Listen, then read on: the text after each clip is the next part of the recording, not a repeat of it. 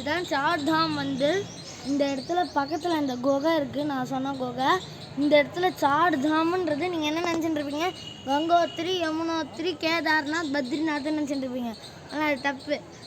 ஏன்னா இங்கே வந்து துவாரகாதீஷ், ஜெகநாத், ராமேஸ்வரம், அப்புறம் பத்ரிநாத் இருக்கீங்க. அப்புறம் நீங்கள் அப்படியே இந்த பக்கமாக சைடு வழியாக போனீங்கன்னா இந்த இடத்துல ஜோதிர்லிங் டெம்பிள் அப்படின்னு ஒன்று இருக்குது. நடுவில் ஒரு லிங்கம் இருக்குது. அதுக்கு வந்து பூஜை டெய்லி பண்ணுறா.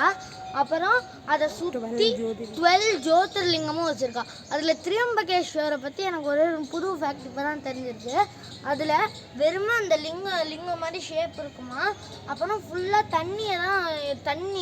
தண்ணி தான் ஊற்றி வச்சு அபிஷேகம் பண்ணி வச்சுருப்பானா. எல்லாரும் அதை வந்து உள்ளே விட்டு தொடுவாளாம். பார்த்தா மும்மூர்த்தியாக இருக்கான் அந்த திரியம்பகேஸ்வர்.